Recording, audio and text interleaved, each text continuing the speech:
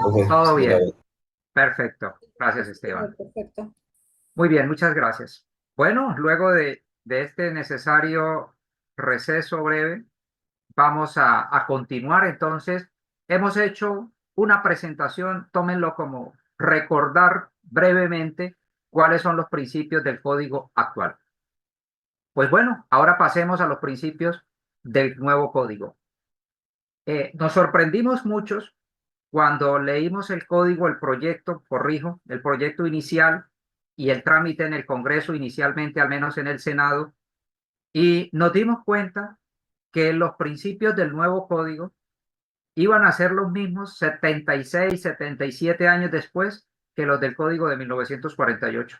Eso nos llamó mucho la atención a algunos, porque la expedición de un nuevo código tan importante, tan trascendental para el país, como el que regula el proceso laboral y el de la seguridad social, pues se supone que muchas cosas han cambiado en casi 8 décadas y eso debe reflejarse en la orientación filosófica del nuevo código. Y entonces se ha dicho que un nuevo código, y sobre todo de tanto tiempo después del anterior, se fundamenta en un nuevo paradigma. Entonces, no estaba ocurriendo esto porque si ustedes excluyen imaginariamente el primer renglón de la columna Principios Nuevo Código, excluyen la tutela judicial efectiva, básicamente los principios del nuevo código son los mismos del código anterior, con algunas variaciones, como las que mencionamos del fallo extra y ultra petita en el artículo 6, que verdaderamente tiene dos cambios sustanciales. Pero más allá de eso, los principios siguen siendo los mismos. Desde el Instituto Colombiano de Derecho Procesal se propuso al Congreso y por supuesto a la Corte que se considerara incluir como uno de los principios más relevantes el de tutela judicial efectiva y también el que se había omitido de gratuidad. Pero bueno, eso no era tan determinante como si el de tutela judicial efectiva. Finalmente se logró, se incluyó como lo hemos dicho. ¿Por qué el instituto insistió y por qué es tan necesario y cuál va a ser la influencia? Entonces, vamos a decir lo siguiente. Si ustedes revisan el Código General del Proceso, luego del artículo primero, sobre el ámbito de aplicación o el objeto del código, el primero de los principios que se consagran en el artículo segundo del Código General del Proceso es el de acceso a la justicia, o al menos con ese título, y se vincula y se garantiza el derecho a la tutela jurisdiccional efectiva, al debido proceso y al plazo razonable. Esto es una norma de un contenido sumamente importante que debe ir desarrollándose en todo el código. En algún documento se dejó constancia de alguna postura que no estaba de acuerdo en que se consagrara expresamente la tutela judicial efectiva como principio en el proyecto, porque ya estaba en la Constitución y nos pareció que ese argumento no era aceptable. Y entonces se insistió porque la tutela, como sabemos, vamos a recordarlo especialmente para los estudiantes, la tutela judicial efectiva se constituye en el derecho procesal moderno en el más importante de los paradigmas, en el más importante de los conceptos.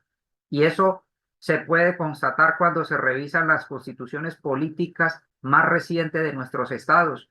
Incluso la primera constitución en el mundo que consagró la tutela judicial efectiva como derecho constitucional fue la Constitución italiana de 1947 y de ahí en adelante todas las constituciones lo han hecho. La colombiana lo consagra no con el nombre literal de tutela judicial efectiva, sino como acceso a la administración de justicia en el artículo 229, que para bien la Corte Constitucional nuestra, en una interpretación sistemática, ha considerado que esa norma corresponde a la tutela judicial efectiva que reconoce la Convención Americana y que también la jurisprudencia de la Corte Interamericana de Derechos Humanos ha sistematizado. Entonces, lo importante aquí es que hoy en día el derecho procesal moderno gira alrededor de la tutela judicial efectiva. Si una norma, si una institución, si la regulación de cualquier acto procesal no está de acuerdo con la tutela judicial efectiva, si va en contravía de la tutela judicial efectiva, tiende a desaparecer. o la Corte Constitucional lo declara inexequible, o la norma es derogada, o se hace una interpretación constitucional o convencional para superar esa norma que no consulta, que no está de acuerdo con la tutela judicial efectiva. Vamos a mencionar esto y a dar algunos ejemplos de cómo la tutela judicial efectiva la encontramos proyectada, aplicada en ciertas instituciones del Código General del Proceso. Digamos lo siguiente para sobre todo los estudiantes, las personas que no tienen, que no han estudiado el tema tal vez, o que no lo recuerdan, lo puedan hacer. La Corte Interamericana de Derechos Humanos, como sabemos, ha establecido, a través de una sistematización de su jurisprudencia y tomando las referencias del Tribunal Europeo de Derechos Humanos, que la tutela judicial efectiva se conforma de una serie de garantías o de derechos concretos, algo parecido al debido proceso. Y entonces, al menos se ha reconocido, y también se hace en Colombia, por supuesto, que una de las primeras, si no la primera por orden, garantía de la tutela judicial efectiva es el acceso a la justicia. Si no se garantiza el acceso a la justicia, por derivación, se están negando u obstaculizando todas las demás garantías.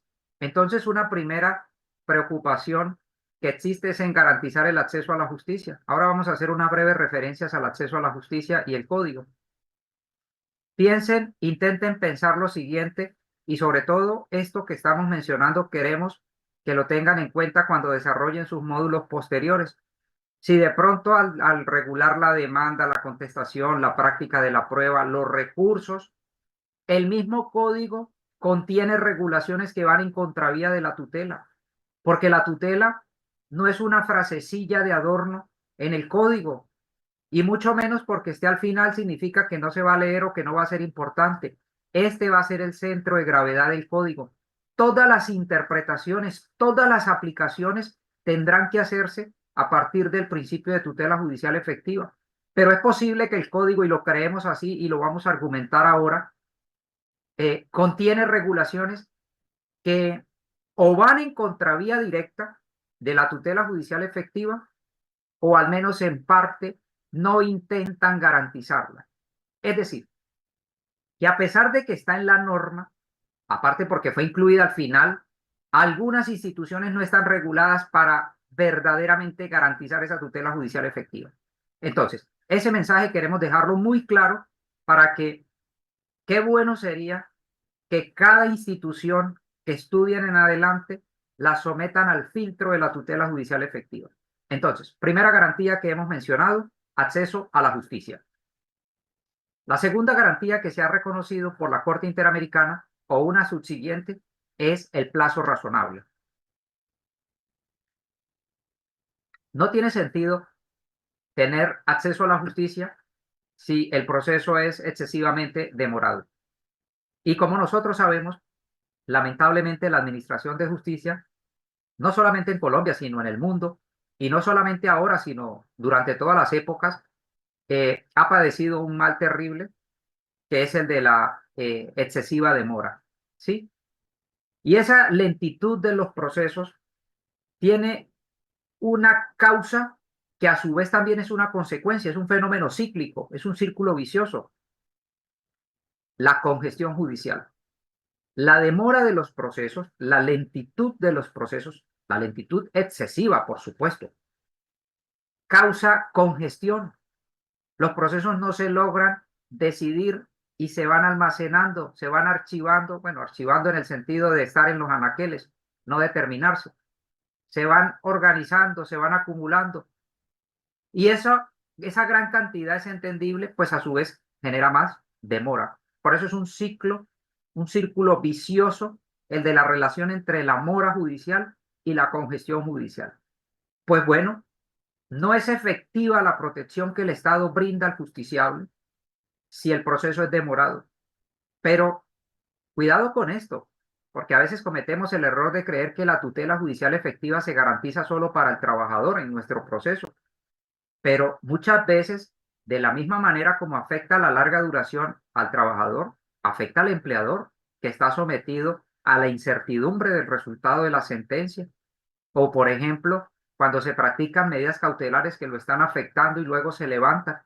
Entonces hay que pensar que la tutela, como todos los principios, o bueno, al menos algunos, hay otros que sí están dirigidos exclusivamente al trabajador, como el fallo extra y ultra petita, por ejemplo, o la gratuidad tal vez. Esta, eh, esta, este plazo razonable busca garantizar es la protección para ambas partes, pero también es un beneficio para el Estado que cumple su obligación internacional de garantizar el acceso a la justicia con prontitud y también, por supuesto, para el juez y para su equipo de trabajo. Esa es la segunda garantía que queremos resaltar. Una tercera garantía tiene que ver con lo que se ha denominado la debida motivación de la decisión judicial. El juez debe, como una garantía para las partes, motivar adecuadamente su decisión judicial y motivarla no solamente en derecho, sino tal vez lo más relevante, con la valoración de las pruebas. Entonces, es muy importante tener en cuenta esta motivación también. Y la cuarta garantía que queremos resaltar, entre otras, es la ejecución, o como dice la Corte Interamericana de Derechos Humanos, la tutela judicial efectiva en el cumplimiento de fallos judiciales. De acuerdo con el artículo 25 de la Convención Americana sobre Derechos Humanos, los estados tienen la obligación de adoptar todas las medidas para garantizar el cumplimiento de las decisiones judiciales que se adopten en los procesos, o de lo contrario, para que el juez dicta sentencia. Y repetimos, esto no es solo para el trabajador, que tal vez es la mayoría de las veces el demandante. ¿Qué ocurre cuando el demandante es el empleador, por ejemplo, en la mayoría de los procesos de derecho colectivo, como por ejemplo cuando inicia el proceso para obtener permiso para despedir, aunque aquí puede ser un poco más declarativo, pero en otros eventos, por ejemplo, cuando el proceso tiende a ser excesivamente demorado?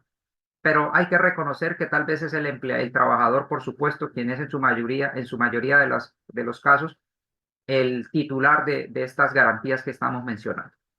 Cuatro garantías, entonces, según la jurisprudencia de la Corte Interamericana, que resaltamos acá para estudiar el código. La primera, el acceso a la justicia.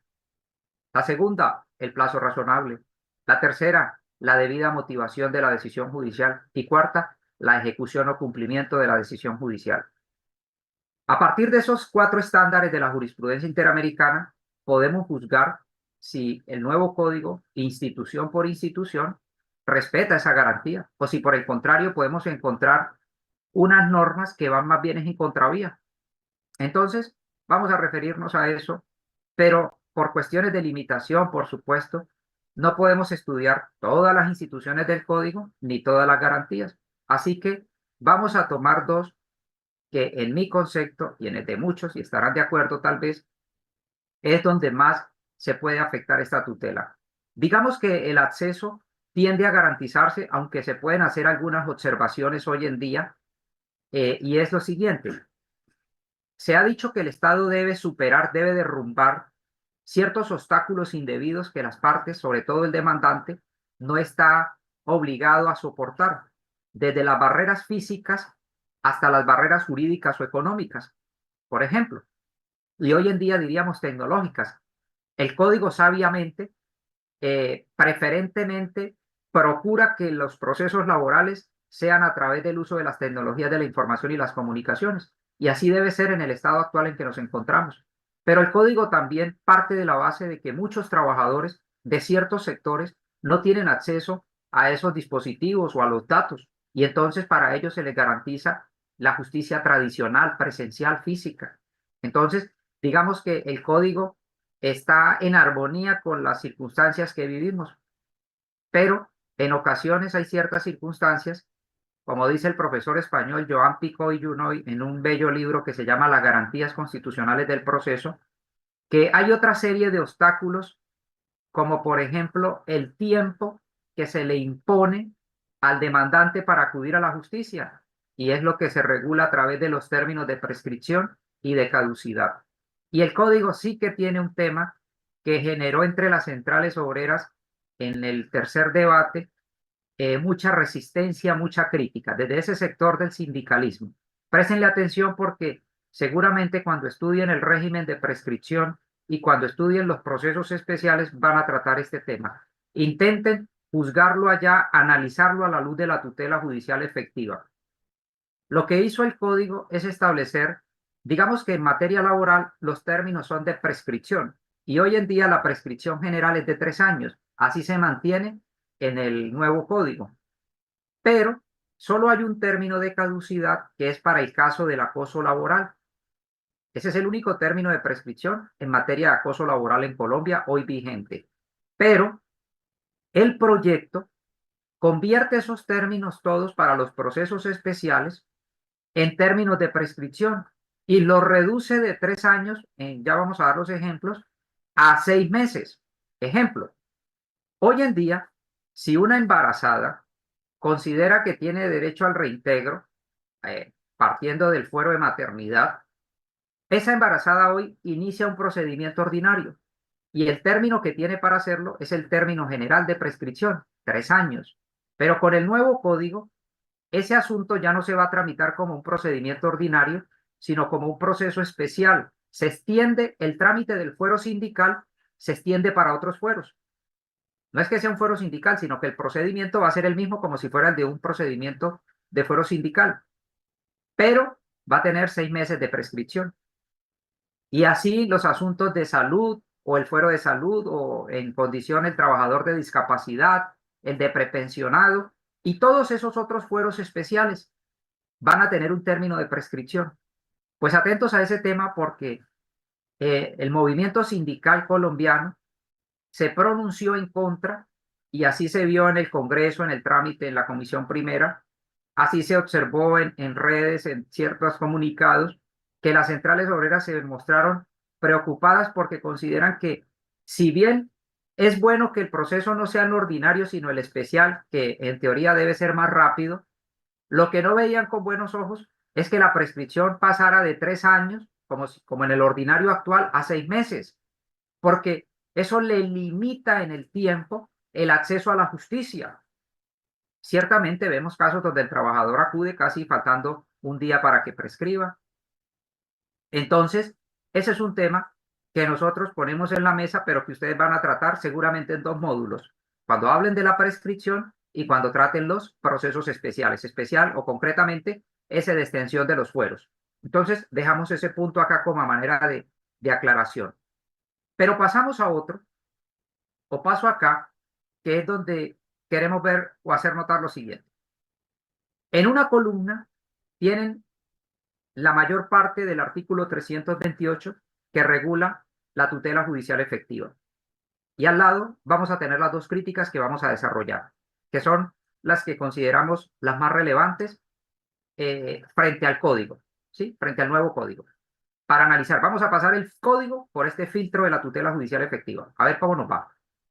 Dice en lo pertinente el artículo 328, que quedó con el subtítulo Otros principios. Otros principios. Las partes del proceso tendrán derecho a un proceso judicial desarrollado con las garantías propias del debido proceso, juez natural, imparcial e independiente, y a que se profiera decisión en un término razonable, debidamente motivada y fundamentada. Perfecta la norma, ¿sí? Muy bien redactada. No solamente se refiere a la tutela, sino que incluye las garantías del debido proceso. Además, suma algunas que reconoce la Convención Americana como garantías judiciales y algunas la Constitución, el juez natural, imparcial e independiente. Eso está muy bien. Teóricamente, digamos que la norma es perfecta. Uno podría agregarle, además, también la garantía de ejecución de la sentencia, como para que fuera una norma todavía más completa. Pero el hecho de que no esté ahí no significa que se desconoce o se va a negar. No, eso es por interpretación convencional. Es decir, eso lo tomamos directo de la Convención Americana sobre Derechos Humanos y de la jurisprudencia de la Corte Interamericana. Y esto no se quería incluir, piensen ustedes. ¿Por qué razón? Es más fácil encontrar una razón para incluirla que para no incluirla. Pero afortunadamente se incluyó.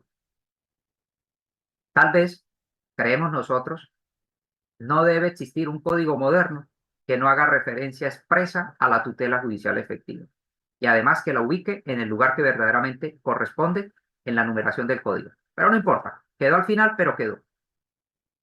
Ante esta norma casi perfecta y muy bien intencionada, redactada, ¿qué podría uno hacer? Pues preguntarse, el código como quedó estructurado, las instituciones que regula, ¿están en armonía? ¿Están dirigidas a cumplir esto o no?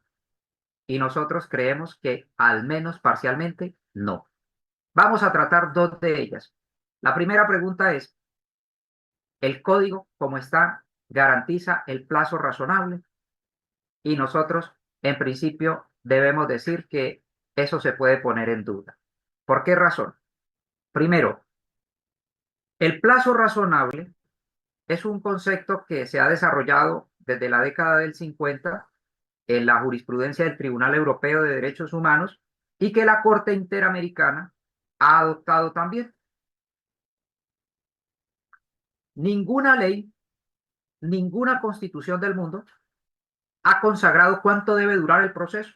Eso es muy complicado hacerlo. Por eso el legislador, y mucho menos el constituyente, ni en los convenios o tratados internacionales, en los instrumentos internacionales, eso se hace. Además, es órbita del legislador nacional, es su competencia. Pero sí todos estamos de acuerdo en que el proceso deba ser relativamente rápido. De hecho, el artículo cuarto de la ley 270 establece que el Estado debe garantizar una justicia pronta, cumplida, eficaz, y ahí está la prontitud. Decía Couture que justicia tardía no es justicia. Entonces, ¿cuál es el plazo razonable? Pues no tenemos un límite temporal en las normas, pero el Tribunal Europeo y la Corte Interamericana han adoptado 4 criterios, ahora 5, por medio de los cuales se determina en un caso concreto cuando se demanda a un Estado como Colombia ante la Corte si realmente se respetó o no el plazo. Y entonces revisa la Corte, analiza la complejidad del asunto, analiza la conducta que asumió el propio o la parte o el interesado mejor. El proceso se demoró, se dilató, fue por su propio descuido, por su desidia, o fue por la actuación del Estado. Y por último, ¿qué afectación causa la duración en la circunstancia, en la situación del demandante o del justiciable en general? Y a partir de esos criterios se determina para cada caso concreto si se respetó o no el plazo razonable y si se condena al Estado o no. Pero eso es muy amplio. En Colombia, y tal vez el primer código de América Latina que reguló la duración del proceso, como nosotros sabemos, es el Código General del Proceso.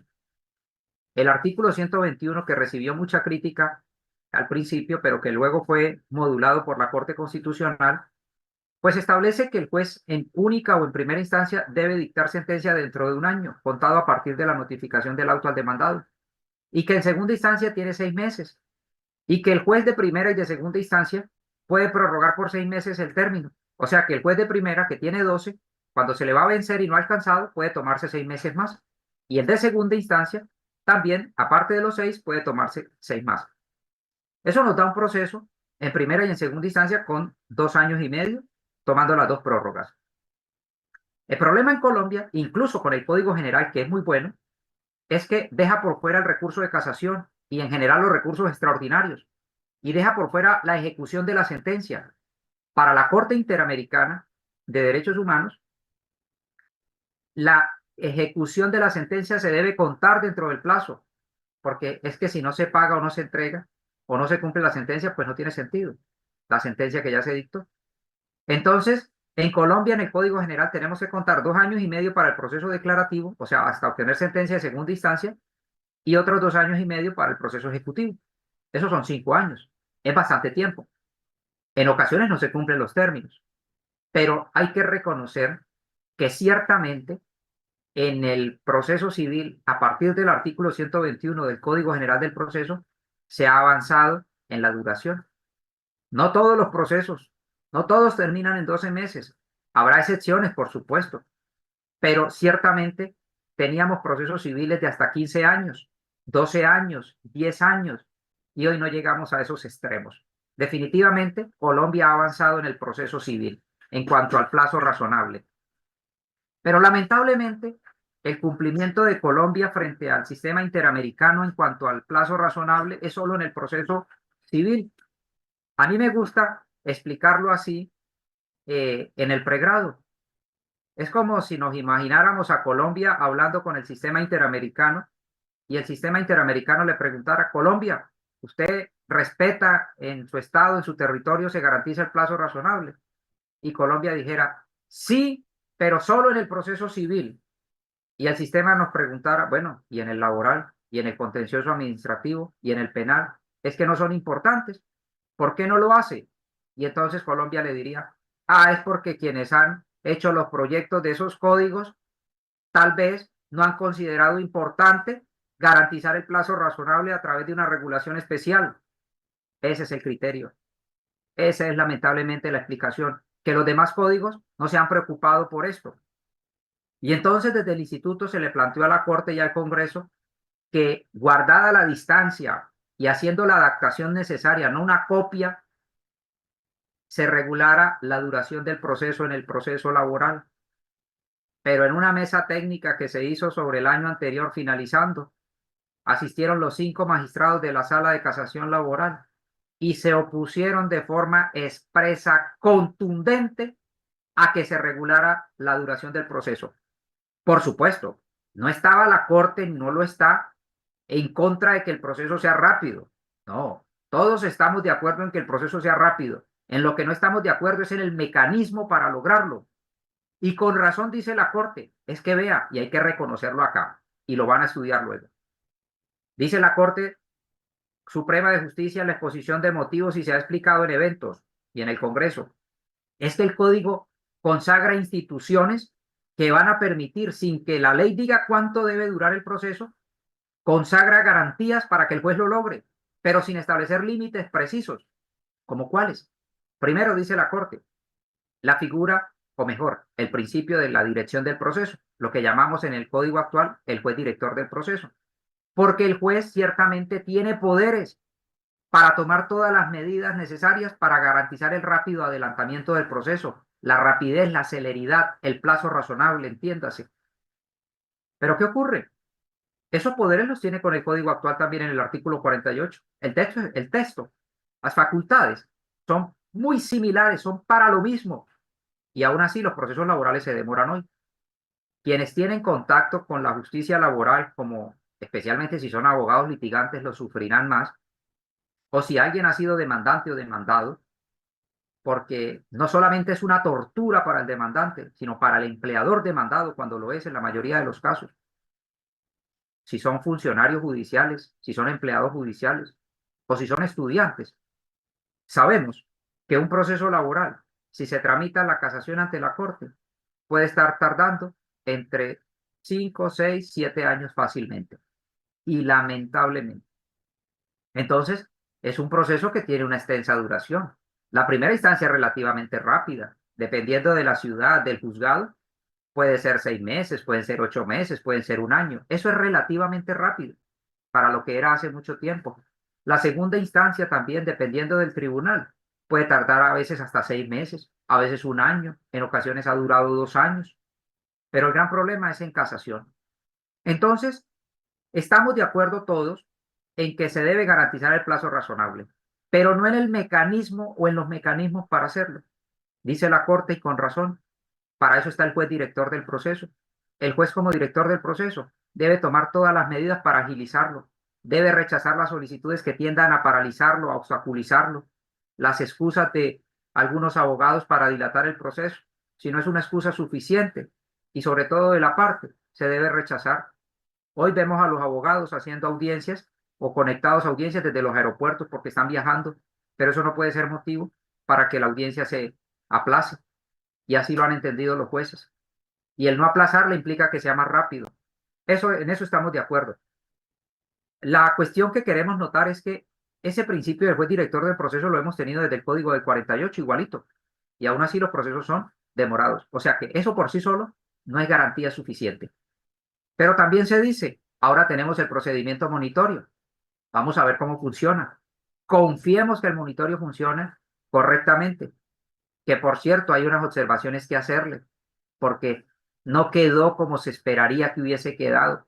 Pero ciertamente el procedimiento monitorio es una de las grandes ventajas para aplaudirle a la Corte y al Congreso que se haya incluido, a pesar de que se le puedan hacer ciertas críticas. pero ya está. Y Colombia se suma en la región a Chile, a España y Ecuador como los únicos países de América Latina que tienen el procedimiento monitorio laboral, porque casi todos los países de la región de América Latina tienen el monitorio civil, pero no el laboral.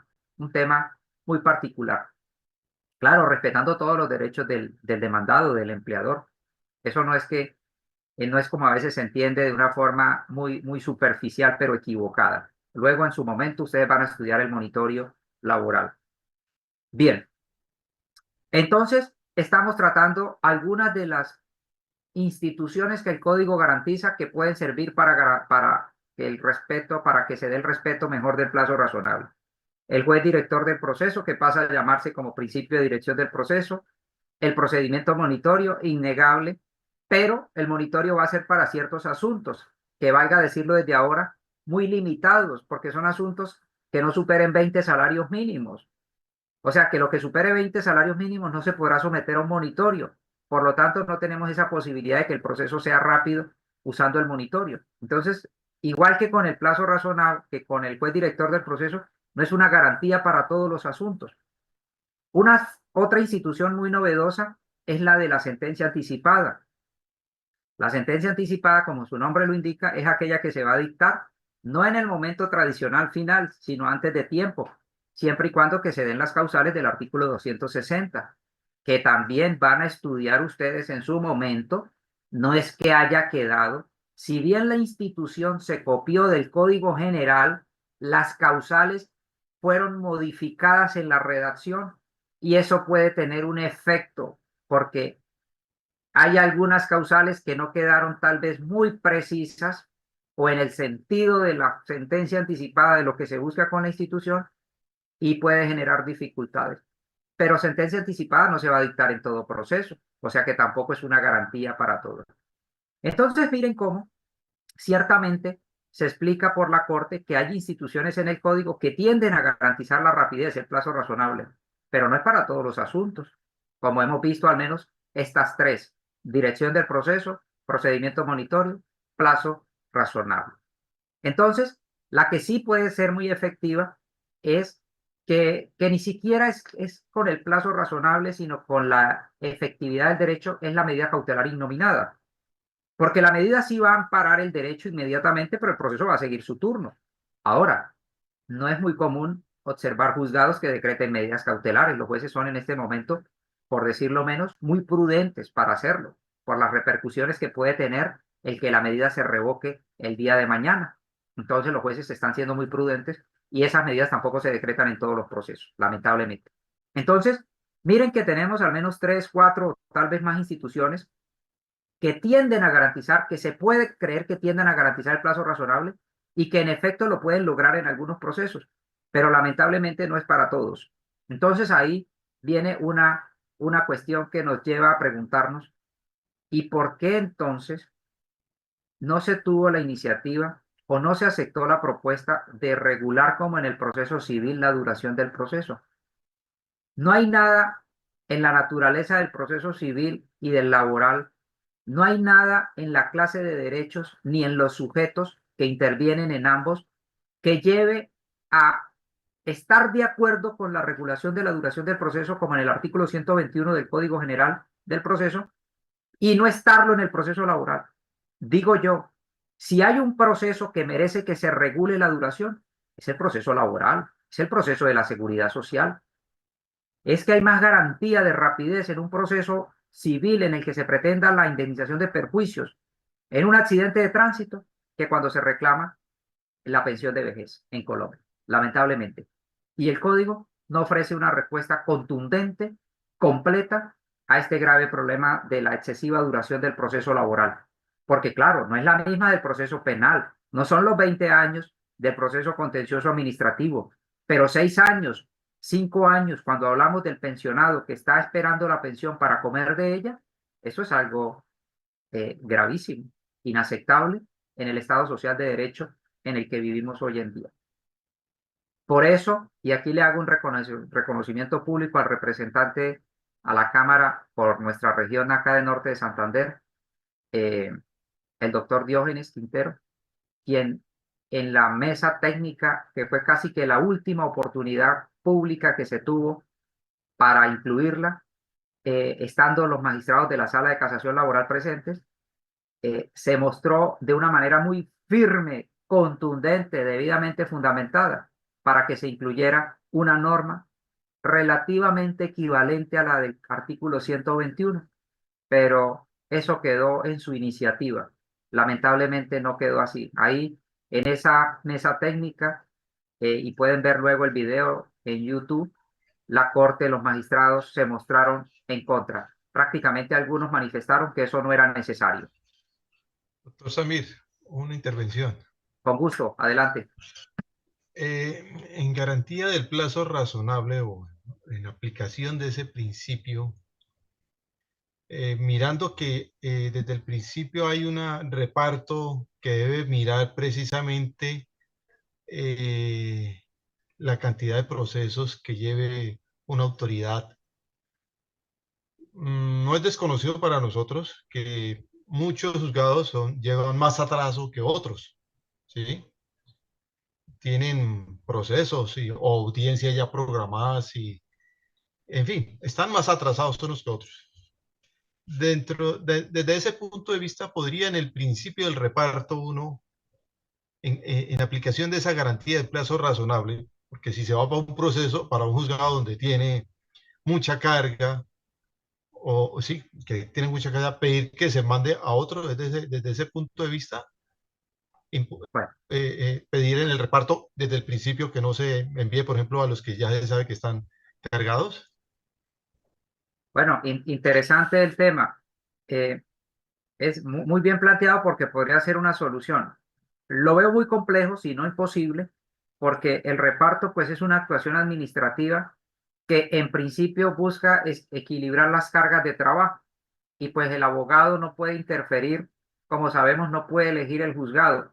Pero lo que dice es muy razonable, César, porque ciertamente un juzgado puede ser más ágil o por una razón puede tener un poco menos de procesos que otro, y entonces eso sería algo que el demandante, desde el interés que tiene en que el proceso sea rápido, quisiera que se asignara ese, pero lamentablemente no es posible porque, como sabemos, el reparto se hace por un sistema automático y básicamente es el azar lo que determina qué proceso corresponde a otro juzgado.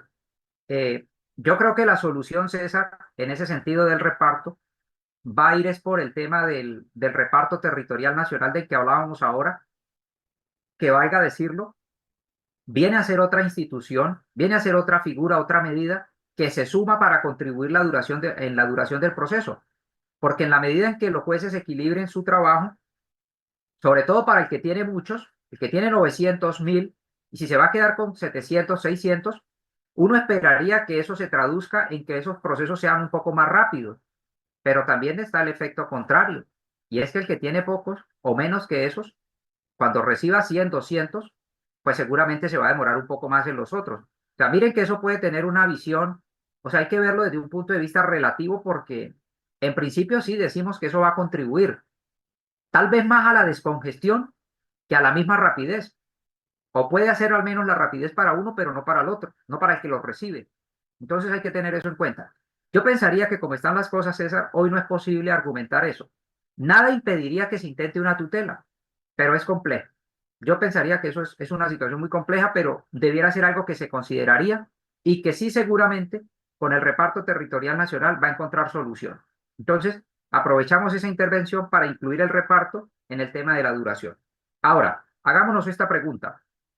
Bueno, ¿y por qué decimos que en el proceso civil eso en parte ha funcionado?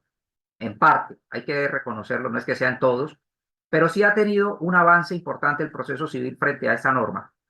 Porque es que no basta históricamente, como ha sido, que se postule, que se tenga el anhelo de que el juez garantice la rapidez o, como siempre hemos dicho, la celeridad del proceso. Porque el problema es que los jueces tienen demasiado trabajo e históricamente no hemos tenido la cantidad adecuada necesaria de jueces frente al gran volumen de procesos.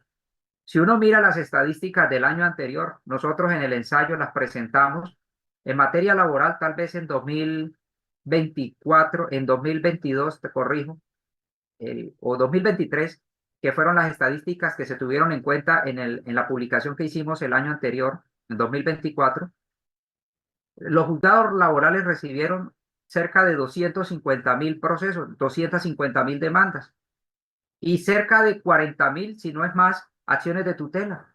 O sea que los juzgados laborales del país en el año 2024 recibieron cerca entre 290.000 o 300.000 asuntos, pero el volumen de jueces tal vez no es el suficiente para poder tramitar esos procesos prontamente. Entonces ahí tenemos un problema. Pero sería necio decir que con solo crear juzgados se soluciona el problema. Primero, porque históricamente siempre ha existido una política de creación de juzgados de descongestión, que si bien no sea tal vez la estrictamente necesaria en el número, pues sí se ha intentado y el problema persiste. Un nuevo código por sí solo, la letra de la ley no es garantía de que el sistema va a cambiar. Se requieren, como son varias las causas, se requiere de una serie de medidas. Por supuesto, mejorar el diseño de la ley y seguramente el código va a contribuir, eso va a ser un factor determinante. El que se creen más despachos, que lamentablemente eso fue una crítica que siempre le hemos hecho al proyecto, el proyecto no contempla la destinación de recursos. Y es que tal vez no la contempla porque eso hubiese sido un obstáculo al proyecto, tal vez no se hubiese aprobado por la gran cantidad de recursos que implica la creación de despachos judiciales. Pero claro, decimos e insistimos, la sola creación de despachos no es garantía de que en efecto va esto a avanzar. Pero también se requiere una gestión de los despachos interna. Por eso hoy se habla en algunos casos del juez gerente, del juez que gerencia su despacho y que trabaja en equipo de forma eficaz. Y en eso los jueces han venido recibiendo capacitaciones y la gran mayoría lo viene haciendo. Y eso ha mejorado. El uso de la tecnología, por ejemplo, hoy en día ha contribuido. Y hay algo que tal vez estamos un poco lentos en implementar, que es el uso de la inteligencia artificial, pero de una manera más decidida, más precisa. Creo que estamos demorados todavía nosotros.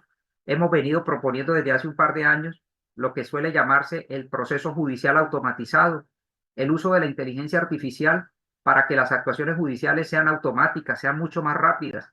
Claro, es fácil decirlo, es difícil implementarlo, pero la tecnología ya existe. Falta es la decisión, falta es la regulación legal, falta la inversión, y ahí es donde están los problemas. Pero así como la automatización de los procesos industriales en ciertos servicios, como en la banca, en los bancos, hoy es una realidad. Entiéndase por automatización el que los procesos, no judiciales, sino los trámites, la producción de las empresas, y a eso se le llaman procesos, se haga sin la intervención humana, sino por máquinas programadas previamente usando tecnología. Eso es una realidad. Mientras yo estoy hablando, alguien puede tomar su celular y en 3 minutos puede solicitar un crédito móvil a través de la aplicación de un banco. Y en 3 minutos, si la inteligencia artificial, el algoritmo, la base de datos detecta que usted cumple con los requisitos del banco, en 3 minutos tiene aprobado el crédito y desembolsado el dinero en su cuenta bancaria. Eso es inmediato. Hoy retiramos, y desde hace muchas décadas, aunque eso no era inteligencia artificial, solo automatización basada en computación, hoy retiramos dinero de una máquina, de una caja que se llama cajero electrónico. No nos la entrega el cajero humano del banco y con eso agilizamos los procesos. Imagínense todos haciendo fila en un banco para retirar dinero cuando lo podemos hacer en los cajeros electrónicos. ¿Cómo hoy se usa la inteligencia artificial para operar a corazón abierto, para la producción de celulares, de vehículos, de toda clase de tecnología y de todo tipo de productos que usamos a diario? El derecho, la administración de justicia, como siempre, está rezagada, está atrasada frente al uso de la tecnología. La industria, la banca, nos dan muestras de que esa tecnología existe. Lo que pasa es que hay que invertirle. Lo que pasa es que hay que invertir y hay que contratar las grandes empresas. Todo eso tiene muchísimas dificultades, muchísimos retos. Por eso digo, es fácil decirlo, es difícil aplicarlo, implementarlo. Pero esa es una cuestión del Estado. Y aquí valga para hacer una precisión, por supuesto. El problema de la demora de los procesos, de la lentitud, no es de los jueces, El problema es del Estado. El Estado es que responsable que adquirió el compromiso internacional. Claro, el Estado administra justicia a través de los jueces. Habrá algún caso en el que el juez sea negligente, en el que el juez sea descuidado, incluso hasta dolosamente quiera demorar el proceso. Es posible. Eso será un caso excepcionalísimo. Los demás están comprometidos, trabajan día y noche. El secretario que llega a la casa a descargar correos y a organizar OneDrive, por ejemplo. Eso es un compromiso que no se ha reconocido y que por lo tanto no implica atribuirle a los jueces la responsabilidad por la demora de los procesos. Pasa por cuestiones legales, por cuestiones presupuestales, de tecnología, de política procesal, incluso de los mismos abogados, por la forma como actuamos, como ejercemos, de las mismas empresas, de las mismas, los mismos empleadores, de las entidades de seguridad social, que conociendo la jurisprudencia reiteradísima y sabiendo que los procesos los van a perder en la corte, siguen actuando, siguen negando los derechos. Las tutelas tienen congestionada la rama judicial y aquí no salimos del proceso laboral, como sabrán ustedes.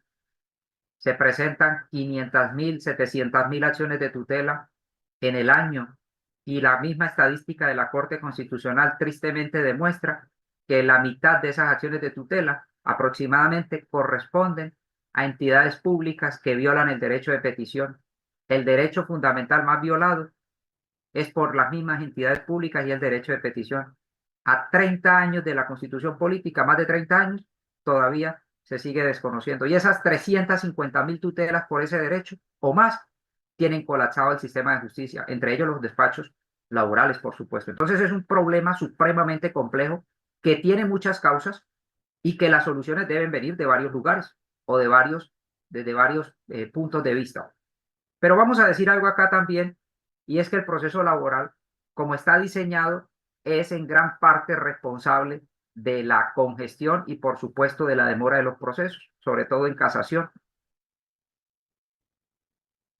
Cuando decimos que la casación tarda 4 o 5 años en resolverse, tampoco le atribuimos a la sala de la Corte la responsabilidad. No es porque los magistrados no quieran, es que no dan abasto.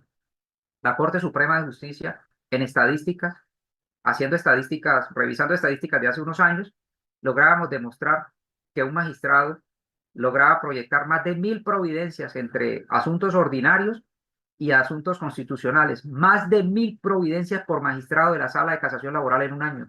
Eso es una locura, eso no se hace en ningún lugar del mundo, en ninguno. Entonces no es tampoco culpa de la Corte, pero sí hay un problema en la regulación legal que vamos a pasar a revisar que tiene que ver con esto. Ya volvemos a la segunda pregunta.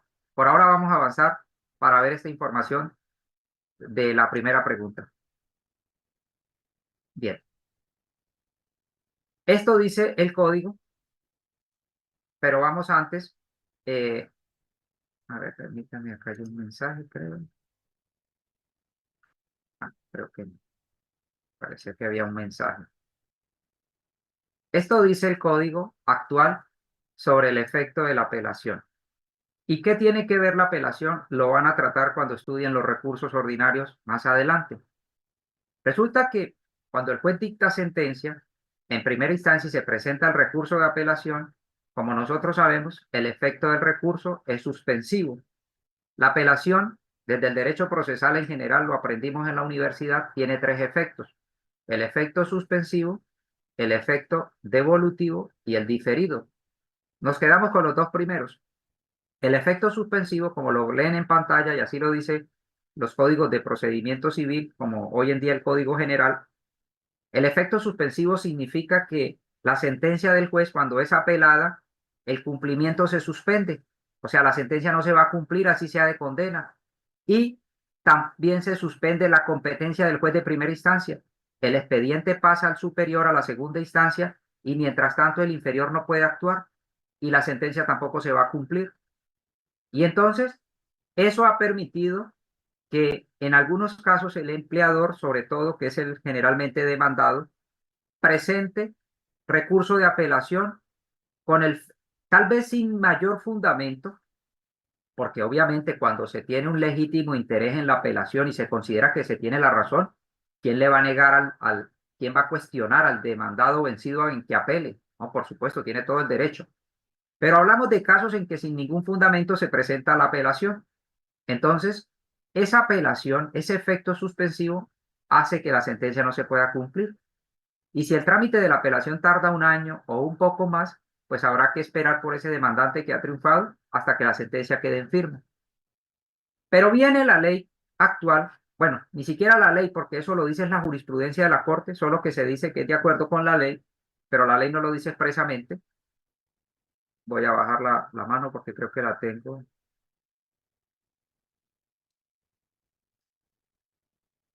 Ya, a ver, por accidente la subo. Entonces, la apelación se tramita en efecto suspensivo, pero la casación también, dice la Corte Suprema de Justicia, en el sistema actual. Entonces, miren lo complicado porque si se presenta el recurso de apelación, el proceso se va a demorar. Si se presenta el de casación, ya sabemos que pueden ser 4 años en promedio. Hasta que la Corte no dicte sentencia y el expediente regrese al tribunal y del tribunal regrese al juzgado, el demandante no va a poder ejecutar la sentencia. En el entendido en que se confirme la sentencia y no se case en la Corte, por supuesto. Esto lo decimos y lo cuestionamos es cuando el recurso se presenta, el de apelación o el de casación, sin ningún fundamento. Porque, por supuesto, en muchos casos, el demandante que apela de la sentencia obtiene la razón, o en casación, o incluso por vía de tutela, y tiene todos esos mecanismos legítimos que puede usar. Lo mencionamos es que se puede prestar para cuando se presenta un recurso sin ningún fundamento, solo con el propósito, cuando el empleador de mala fe ya sabe que no quiere pagar y que no lo va a pagar, porque todo ese tiempo seguramente lo va a usar para insolventarse. Es muy probable. Y de esos casos vemos muchos. No hablamos de los casos donde el empleador es correcto y cumple, y solo lo que está haciendo es intentar, por medio de los recursos, que le den la razón que cree tener, que tal vez el juez, bien o mal, el superior, decida que no, es otra cosa. Entonces, miren que tenemos en el diseño legal del proceso laboral un problema muy grave que tiene que ver con la duración del proceso y es el de el efecto suspensivo de la apelación y el efecto suspensivo de la casación. En materia civil es todo lo contrario. En materia civil, si el juez dicta sentencia de condena y solo apela el demandado, esa sentencia se empieza a cumplir de una vez, así se esté tramitando la apelación. Es lo que se llama, y volvemos atrás, ejecución provisional. Es decir, mientras se está tramitando la apelación del demandado vencido, el demandante que no apeló, que está conforme con la condena, puede presentar, puede presentar el recurso, o mejor, puede iniciar la ejecución ante el juez de primera instancia, porque ya el efecto entonces no es suspensivo, el efecto es devolutivo. El efecto devolutivo de la apelación, por supuesto, garantiza la apelación, pero permite que la ejecución se vaya adelantando. Claro, para que el sistema sea correcto, el Código General del Proceso no permite que se entreguen dineros o bienes al ejecutante, al demandante, hasta que se resuelva la apelación. Pero al menos el trámite procesal se ha adelantado. Si el superior confirma, se entregan los dineros que se embarguen. Si revoca, no se afecta al demandado. Y ese es un sistema equilibrado. Uno se pregunta desde el punto de vista teórico constitucional, ¿por qué no es así en materia laboral? Si así es en materia civil. Muy extraño, la verdad. No encuentra uno explicación. Pareciera que no se leyera, que no se conociera el sistema nuevo del Código General. Pareciera que no se conocieran las nuevas tendencias del derecho comparado. Cuando estudian los recursos, el de apelación y el de casación, pero sobre todo el de apelación. El de casación lo vamos a salvar ahora. Y cuando estudian la ejecución de la sentencia, el proceso ejecutivo, háganse esa pregunta. ¿Por qué no se permite la ejecución como si en materia civil? Algo tiene que haber ahí de explicación. Yo no la he encontrado. A ver si ustedes la encuentran posteriormente. Bien, esa es la primera cuestión que tiene que ver con el plazo razonable. Ahora, el código, en mi concepto, retrocede frente al actual. Nosotros sabemos que el artículo 77 del Código General del Proceso señala que vencido el traslado, vencida la oportunidad o si hubo reconvención, Vencida toda la oportunidad de contradicción, el juez debe convocar a una audiencia que llamamos de conciliación, decisión de secciones previas, saneamiento y decreto de pruebas, fijación del litigio y decreto de pruebas, conocida comúnmente como audiencia de conciliación, que con el nuevo código va a llamarse audiencia inicial, como en el Código General, solo que también le agregaron todos los demás nombres, pero no importa.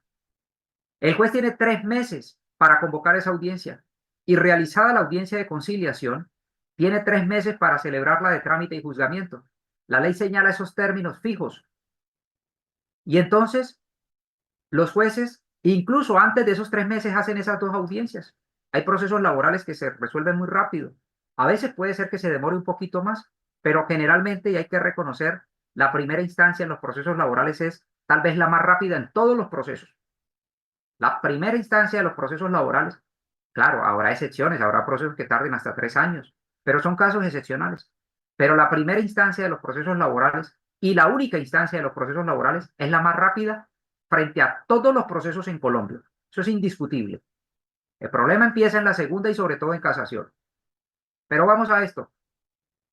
Al menos en la audiencia de conciliación del artículo 77 para los procedimientos ordinarios laborales está regulada la duración. No igual que en el artículo 121, porque allá se dice que el juez tendrá 1 año para dictar sentencia. Acá se dice que tiene 3 meses para una audiencia y 3 para la otra. Pasándolo en limpio, es como si dijera, tiene 6 meses para dictar sentencia. Y eso los jueces lo cumplen, con todos los esfuerzos que hacen. En ocasiones, hasta con 4 audiencias al día. Y lo hacen. Pero viene el proyecto.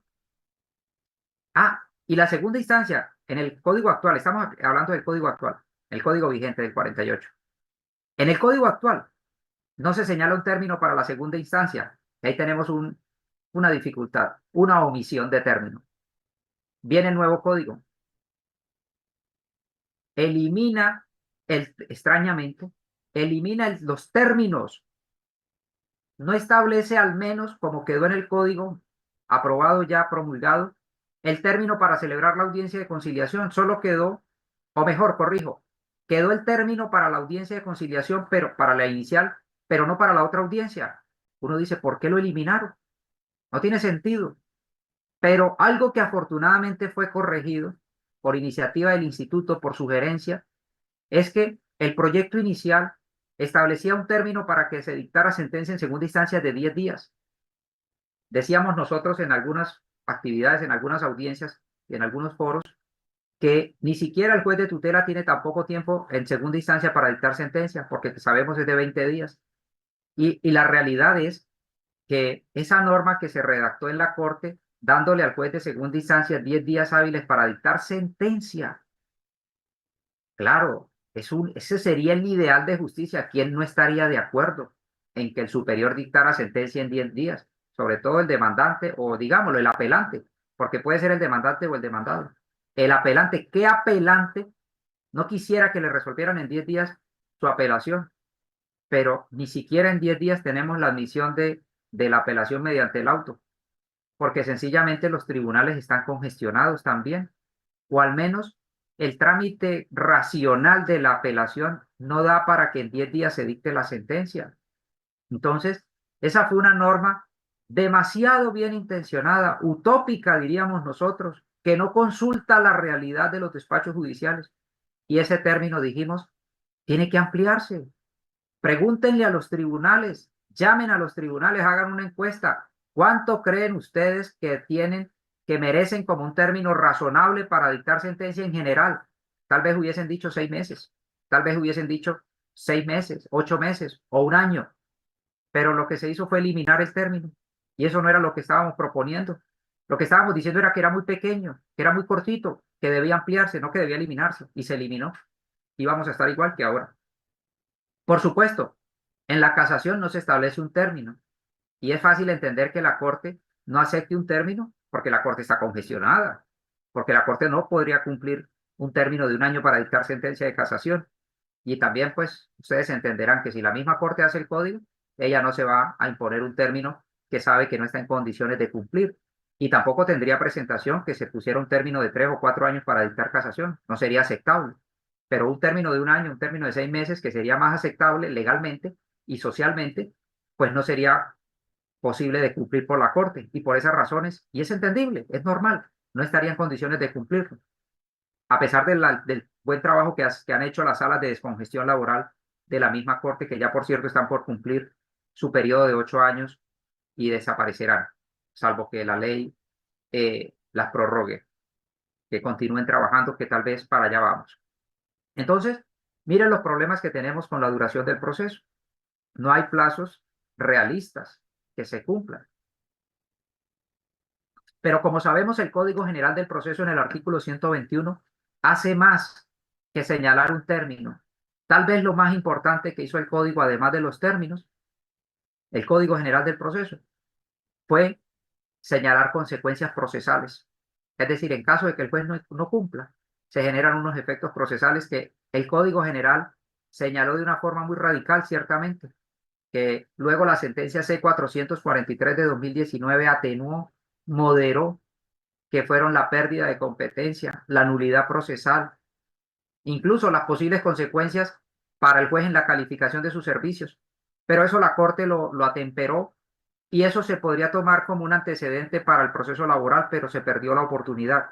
Nada significa, nada impide que el día de mañana eso se pueda hacer, pero se perdió la oportunidad valiosa que era la del código actual, o es mejor, la del código nuevo. Bien, eso creo yo para dejar unos trazos sobre el plazo razonable. Y ya de cierta forma también hemos tratado la cuestión de la ejecución de la sentencia.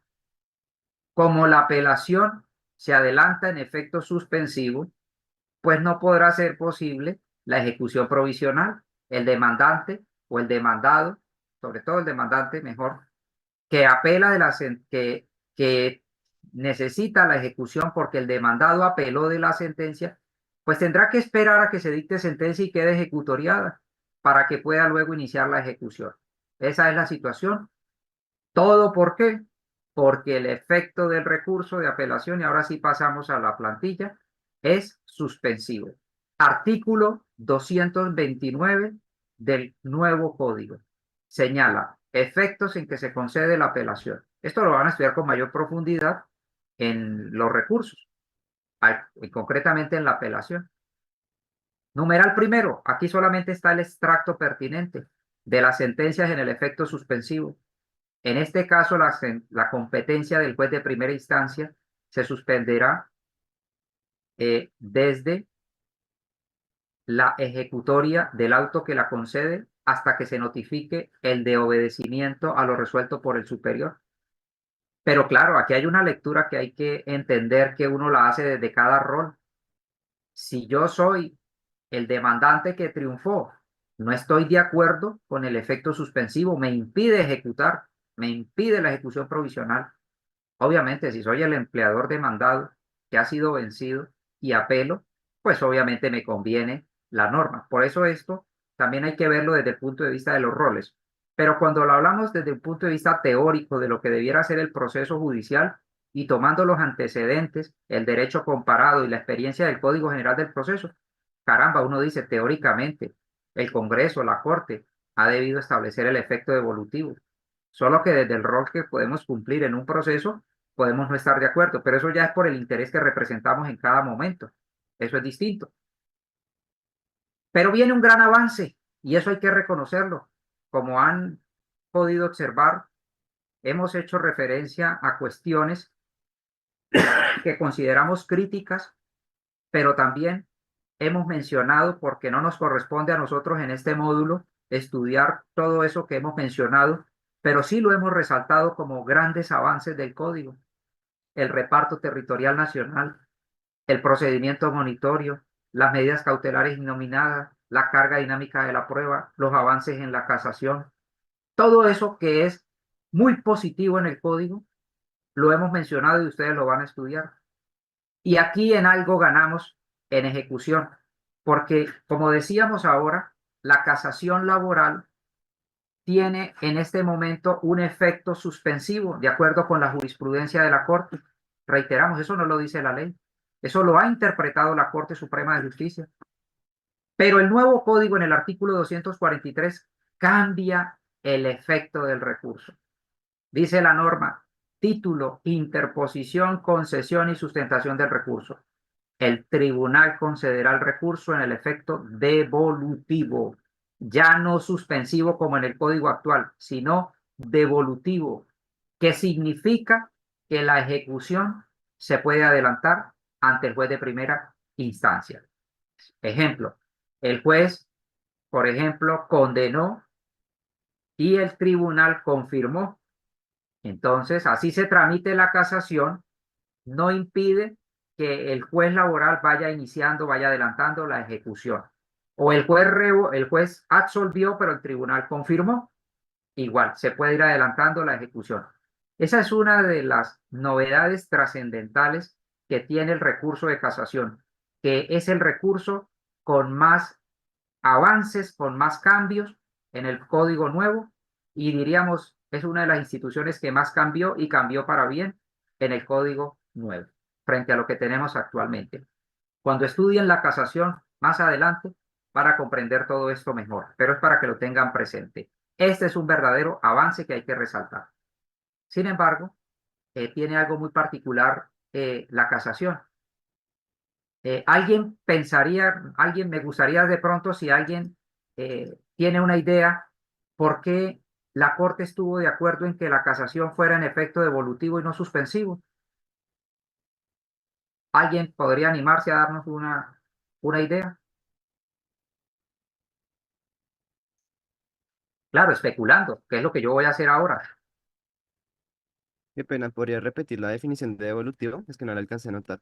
Sí, devolutivo es que la sentencia, así se presente la casación, la presentación del recurso no suspende la competencia ni la ejecución, sino que se pueden hacer ante el inferior. El juez dictó sentencia, entonces, y el tribunal confirmó, pero el demandado presentó casación. El expediente se remite a la Corte para tramitar la casación, pero eso no impide que el juez de primera instancia adelante la ejecución. Claro, sin hacer entrega de dineros ni de bienes, mientras tanto no se resuelva la casación.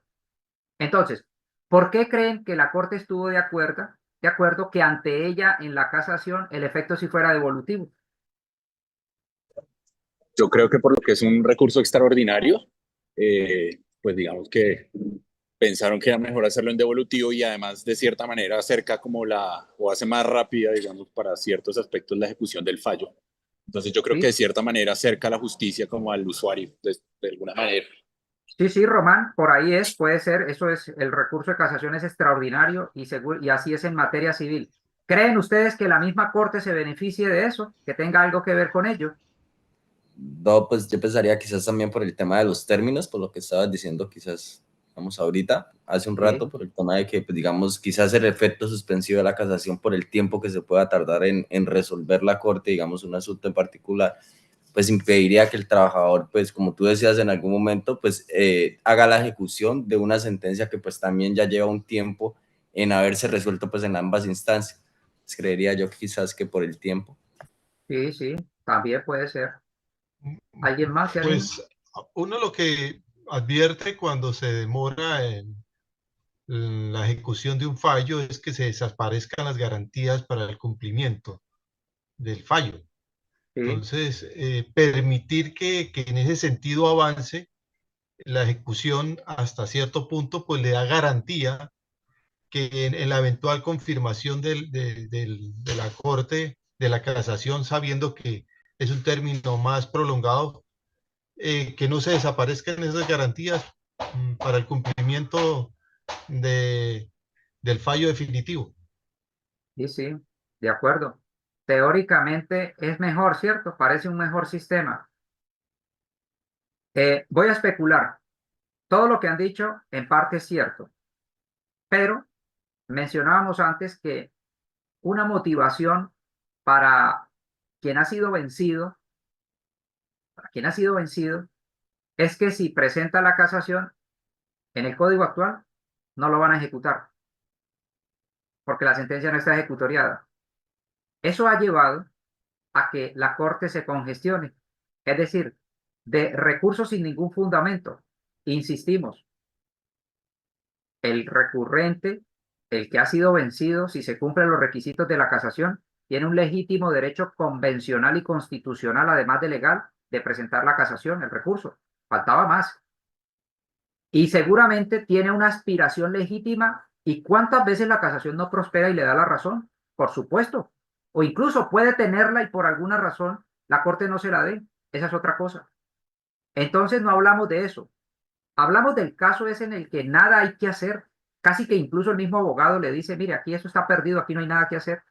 Y el empleador le dice, vea, pero si eso impide que me embarguen y que me ejecuten, preséntela. No importa que perdamos eso, pero vamos a demorar 4 años en la ejecución. Lamentablemente, eso se observa en la práctica. Y la casación se ha convertido en un mecanismo del que no quiere pagar para dilatar el proceso. Y sin darse cuenta, la Corte se congestionó. Miren, para el año 2016, según las estadísticas del Consejo Superior de la Judicatura, la Sala de Casación Laboral tenía aproximadamente atrasados 18.000 recursos de casación. 18.000 recursos esperando turno para decidirse. ¿Qué se hizo en el Estado? Se expidió una ley que reformó la ley estatutaria que creó 4 salas de descongestión. Eso es único. Tiene la Sala de Casación Laboral una sala adjunta que se llama, o 4 salas adjuntas, cada una formada por 3 magistrados, 12 magistrados de descongestión.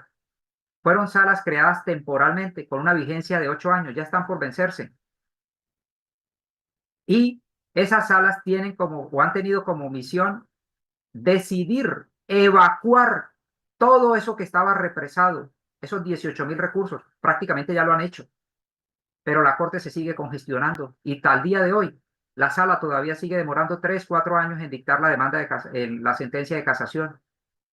O sea que las salas cumplieron las salas de descongestión cumplieron con ese propósito de descongestionar, pero en el camino la misma Corte se fue congestionando otra vez, lamentablemente. No conocemos estadísticas de esa congestión, pero un indicativo de que lo hay es que la sala de casación se sigue tardando varios años en decidir la casación laboral. Es la más lenta de las 3 casaciones, civil, laboral, penal. La laboral es la más demorada. Entonces, miren esa particularidad. Entonces, tal vez la Corte, especulamos algunos, se dio cuenta que se estaba haciendo un uso indiscriminado, irresponsable del recurso y que eso la estaba congestionando. Cambiando al efecto devolutivo, por supuesto, el discurso garantista es que le va a favorecer al recurrente, perdón, al no recurrente, o sea, a quien ganó, porque el que recurre es el que perdió, así diciéndolo en términos muy sencillos, para que pueda iniciar la ejecución, como ustedes lo han dicho. Pero eso tiene un efecto indirecto para el trabajo de la Corte, y es que le va a aliviar la carga porque muchos, el motivo, la motivación que tenían para ir en casación era que el efecto era suspensivo y ya no lo van a tener. Ya no lo van a tener. Luego van a estudiar todas las repercusiones que tiene la casación en ese sentido y en todas las reformas que se están haciendo o que ya se hicieron mejor sobre este recurso extraordinario. Bien, esto era lo que queríamos decir sobre la tutela judicial efectiva y entonces insistimos. Doctor, qué pena, una pregunta. Adelante, con gusto. Es que, a ver si le entendí, se puede iniciar la ejecución de la sentencia, ¿cierto? Sí, Pero antes le había entendido de que como que no se pueden entregar dineros ni nada de esas claro, cosas. así es. Si ustedes... Entonces, Listo. ¿qué sentido de pronto tendría uno iniciar un ejecutivo para que no le entreguen los dineros o el embargo de dineros o algo? Sí, sí, de acuerdo en parte. Por eso la institución que hemos tomado de España se llama ejecución provisional. No es una ejecución completa, sino es provisional, no es definitiva. Pero Jair, digámoslo así, en efecto, la entendió bien. Mientras se tramita la apelación en materia civil o la casación, la ejecución se puede ir adelantando a pesar de que el otro apeló o está en casación. ¿Cuál es la ganancia? El trámite se adelanta. Se pueden solicitar medidas cautelares, ¿sí? Pero el sistema debe encontrar un equilibrio porque ¿qué ocurre si se remata un bien, por ejemplo, o se entrega el dinero y la apelación prospera y se revoca? ¿Quién le responde al ejecutado? Entonces el sistema busca garantizar un equilibrio, una ponderación de derechos y le permite al ejecutante garantizarse con el embargo los bienes y todo el trámite, de tal forma que si en caso de que el tribunal confirme la condena, cuando regrese el expediente, lo que está pendiente es entregar dineros, se entregan, pero no tiene que empezar en ese momento la ejecución. Entonces a eso apunta, Yair, la llamada ejecución provisional que hemos tomado del derecho español, pero que existe es en materia civil, en materia laboral no, recordémoslo. El Código y Regreso, artículo 229, mantiene el efecto suspensivo. No es posible la ejecución provisional cuando se está apelando. El Código en ese artículo trae unas atenuaciones, algo que por cierto ha sido la Corte la que lo ha creado jurisprudencialmente, y eso hay que reconocérselo a la sala laboral, y es que si me condenan a unas cosas, a unos derechos a pagar, pero yo apelo uno, pero no el otro, se puede ejecutar lo que no apelo. Pero eso es distinto, ¿sí? Lo que no se impugne en apelación se puede ejecutar. Eso es una tesis que ha tenido la Corte basada en las normas procesales civiles. En materia civil es así y ha sido así desde hace mucho tiempo. En materia laboral la legislación ha estado, en mi concepto, y esa es una opinión meramente personal, ha estado atrasada. Es mucho mejor el proceso civil antes de este código que el proceso laboral. Cuando se dice que el proceso laboral es mejor y que el proceso laboral no se puede regir por las normas del proceso civil, hablan es del proceso civil del Código Judicial del año 31, no del Código General del Proceso. El Código General del Proceso es mucho mejor que muchos códigos procesales laborales. Y para referirnos en concreto, que el Código del 48, en el tiempo actual, por supuesto.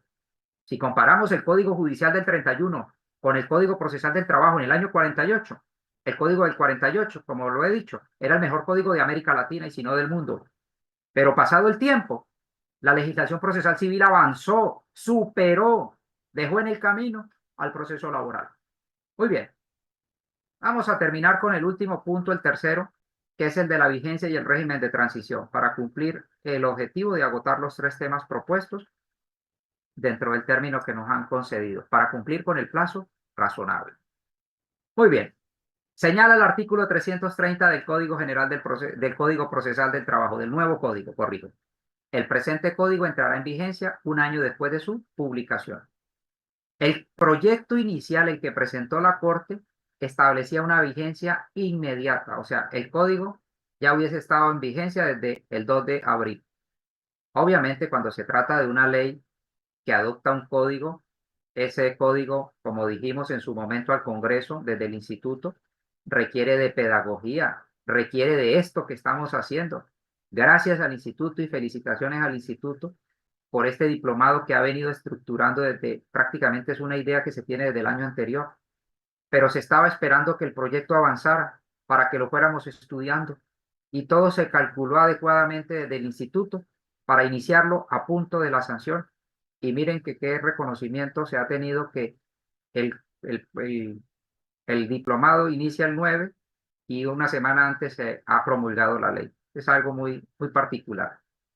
Entonces, definitivamente en el Congreso entendieron que no podía tener una vigencia inmediata. Eso va a requerir seguramente inversiones. Muchísima pedagogía es lo que viene durante todo este año para ponernos al tanto, para actualizarnos, porque hay cosas que cambian. Hay cosas que se mantienen, por supuesto, pero hay otras que cambian radicalmente y debemos prepararnos, como lo estamos haciendo hoy. Pero a continuación viene lo discutible. Nosotros decíamos que sean 6 meses, no, que sea 1 año, está bien. No hay nada que decir de 1 año. El legislador finalmente es libre de decir 1 año, 6 meses, 2 años, en fin, eso ni lo cuestionamos. Pero lo que viene a continuación es lo que es crítico en nuestro concepto. Todos los procesos iniciados con anterioridad a la vigencia de este código se continuará tramitando por las normas procesales anteriores. ¿Qué significa esto? Es lo que cuando se expidió el Código General del Proceso se adoptó una regla distinta. La regla, voy a pasar y ya regreso, que adopta desde una forma centenaria en Colombia la legislación procesal y es lo que estableció el artículo 40 de la Ley 153 de 1887, que el artículo 624 del Código General del Proceso modificó. Voy a leer la norma. Las leyes concernientes a la sustanciación y ritualidad de los juicios, entiéndase, las leyes procesales, lo que la ley es de 1887. No se hablaba de proceso, de procesal, se hablaba de juicios, se hablaba de la ritualidad. Las leyes procesales prevalecen sobre las anteriores desde el momento en que deban empezar a regir. Esa es la regla general. Pero viene aquí lo que nos da la solución.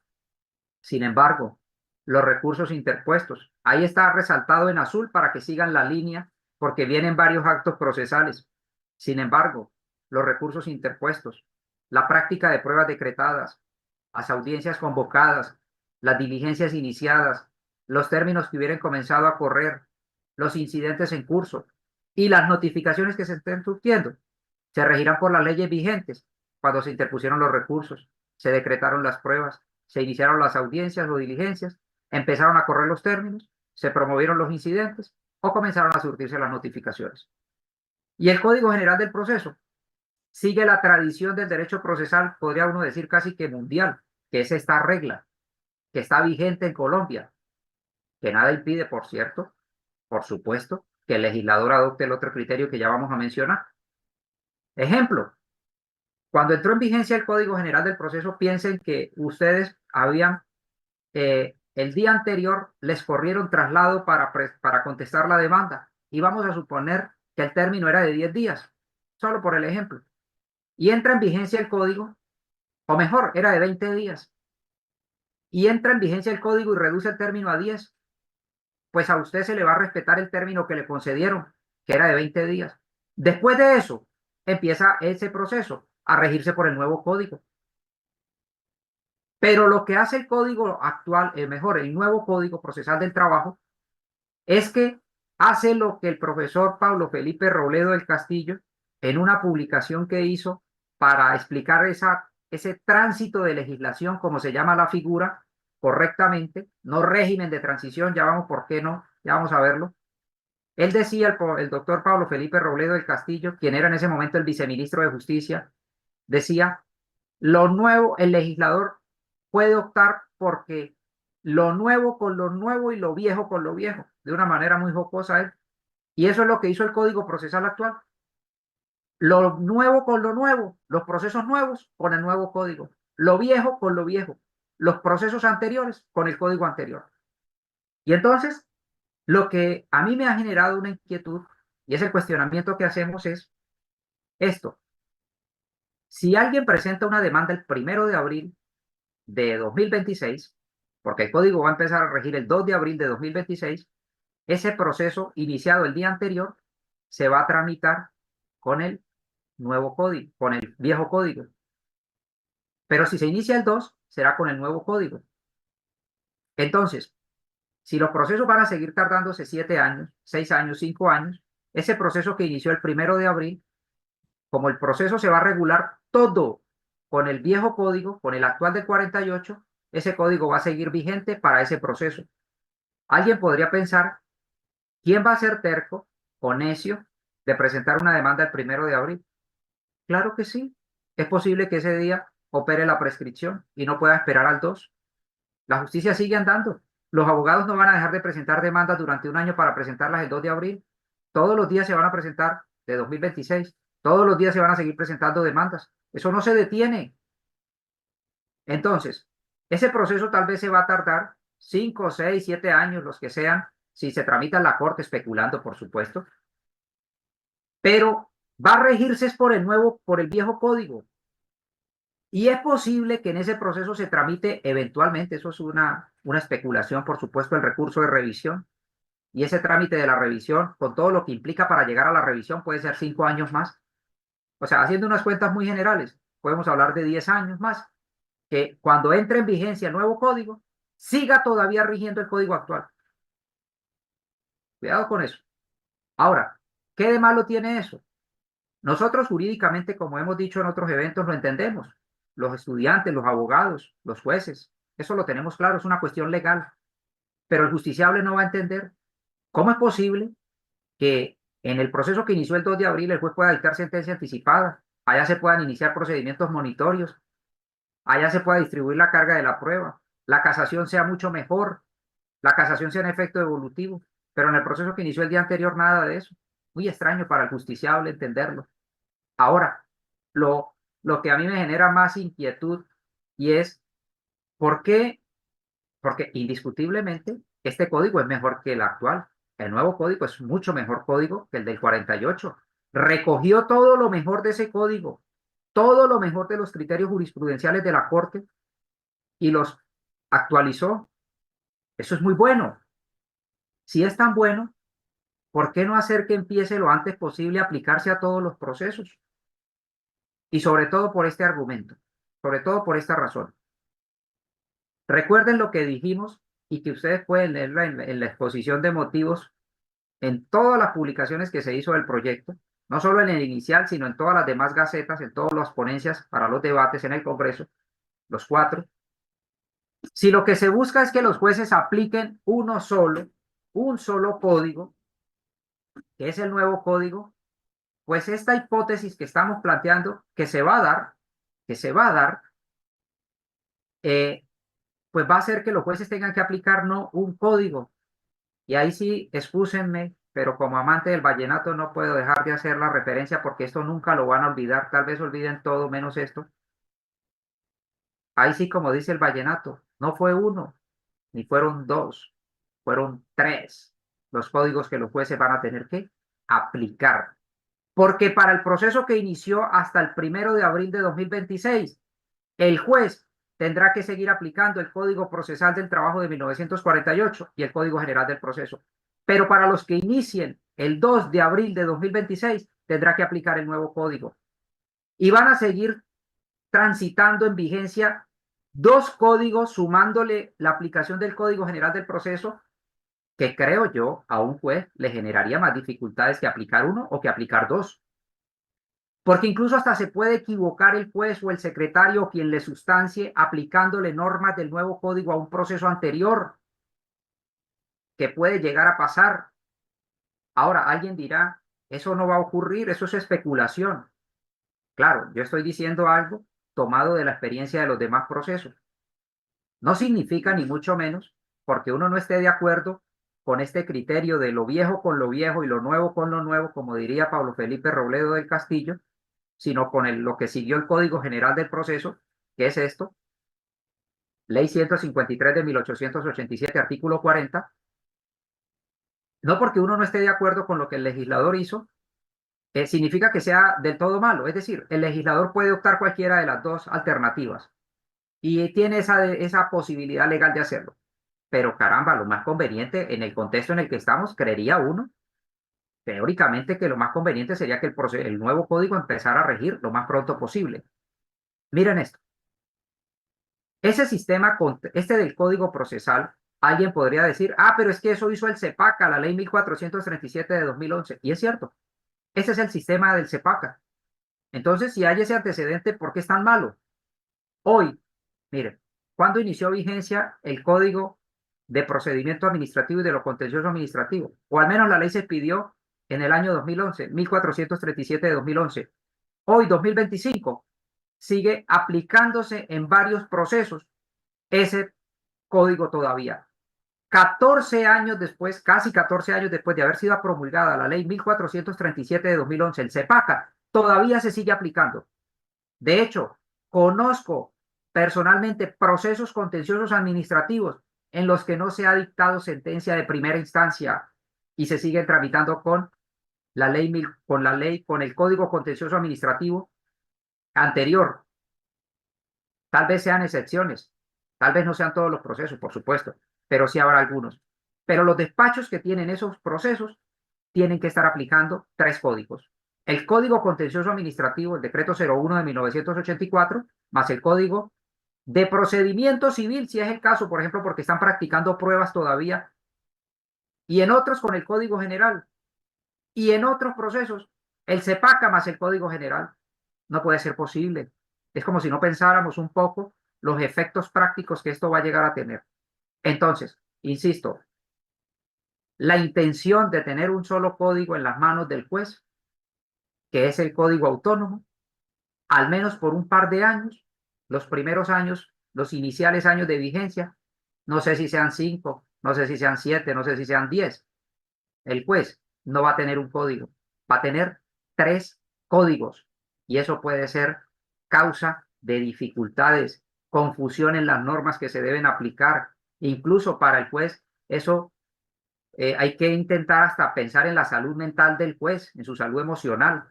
Va a ser hasta complicado para un juez decir, caramba, en este caso, pude iniciar un monitorio, en el otro no. O sea, ordenar el auto, dictar el auto de requerimiento de pago. En un caso, distribuir la carga de la prueba en unas condiciones y en otro no. En un caso, este proceso se benefició de la casación y en esto no. Muy complejo realmente. Esta fórmula que adoptó el artículo 330, como la pueden ver, es supremamente sencilla, elemental, muy simple para el legislador. Debió adoptarse la fórmula del Código General del Proceso del artículo 625, que se llama tránsito de legislación. Ahí está en el código regulado por cada uno de los procesos cómo debiera actuarse. El Código General nos hizo el trabajo. Lo que teníamos era que seguir el ejemplo y adaptarlo. Y vamos concluyendo con lo siguiente. ¿Por qué se adoptó el régimen de transición? Creo yo, incluso por qué se le puso ese nombre. Creo que ocurrió una confusión. Cuando hablamos del derecho laboral y de la seguridad social, desde el punto de vista sustancial, ejemplo, cuando tomamos el Código Sustantivo del Trabajo y la Ley 100, en esas dos materias, en esos dos códigos, en esas dos leyes, sí es conveniente el régimen de transición, porque recordemos que, por ejemplo, cuando se expide una reforma laboral, la historia demuestra que tiende a ser es más bien regresiva que progresiva. Miren toda la justificación del gobierno con la reforma laboral y la cuestión del archivo actualmente. Lo que el gobierno quería era que los trabajadores volvieran a recobraran mejor los derechos que perdieron con la reforma de la ley 789 de 2002, porque en su concepto y matemáticamente pues se puede observar que fue regresiva. Y entonces el régimen de transición lo que hace es que ante la nueva reforma laboral, entiéndase en general cualquier reforma o una reforma de seguridad social como la pensional, como se sabe que la nueva ley hace más gravosa la situación, es regresiva, ejemplo, aumenta las semanas de pensión, se mantiene un régimen de transición como una garantía para el que viene detrás respetarle la ley anterior. Pero en materia procesal es todo lo contrario.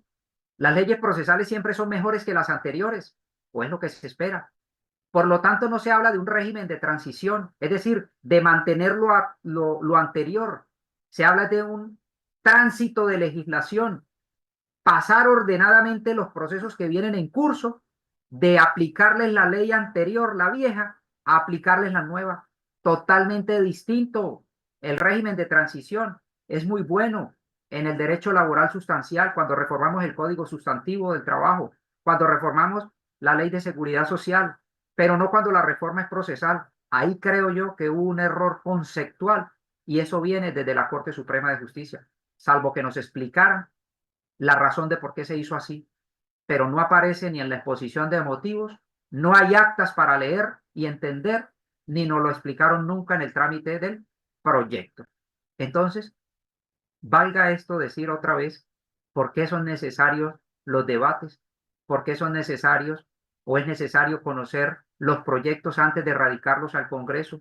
¿Por qué son necesarias las actas? Saber quiénes intervinieron y qué opinaron y en qué se fundamentaron. De esta forma, vamos concluyendo, son las 8:44, vamos a abrir el espacio por si algunas personas quieren intervenir, si tienen alguna pregunta, alguna inquietud. Hasta el momento hemos agotado los 3 temas que nos propusimos. Esperamos que el desarrollo del diplomado sea lo más beneficioso para su formación, para su capacitación. Disfruten todos los módulos, van a tener distintas experiencias. Intenten conectar algunas cuestiones, sobre todo de la tutela judicial efectiva, con los estudios posteriores que vienen. Ese es el mensaje que queremos dejar en este módulo. ¿Hay preguntas? ¿Hay comentarios? Buenas noches. La pregunta. Daniel. ¿En este nuevo código se regula algo sobre la conciliación laboral? ¿O se Sí, genera claro. alguna nueva regulación sobre esto? Sí, por supuesto. En las normas iniciales sobre el artículo 20, Daniel, de hecho, ustedes van a ver un módulo adelante sobre la conciliación. De hecho, se avanza mucho porque se recoge un criterio jurisprudencial muy reciente, Daniel, para la conciliación que hemos tradicionalmente llamado extrajudicial, que realmente debiera llamarse es extraprocesal, porque Extrajudiciales si se hiciera ante alguien que no es juez y realmente si se hace ante un juez. Entonces, en materia laboral, ya sabemos que la conciliación no es un requisito de procedibilidad. Podemos demandar directamente, pero esa conciliación se venía adelantando tradicionalmente ante el Ministerio del Trabajo, ante el Inspector del Trabajo. Pero la Corte Suprema, en una interpretación muy adecuada del Código Procesal del Trabajo, encontró que realmente los jueces laborales, según la ley actual, sí son competentes para esas conciliaciones. Y entonces eso se sentó como criterio jurisprudencial y el Código lo adopta y regula en esas normas iniciales la conciliación y todas las circunstancias que deben rodear la conciliación. Entonces, claro que sí, está regulada en el Código, eso se ha avanzado y es algo que van a tratar más adelante en un módulo posterior. Muchas gracias. Con gusto. Preguntas, inquietudes, comentarios. Diana, adelante.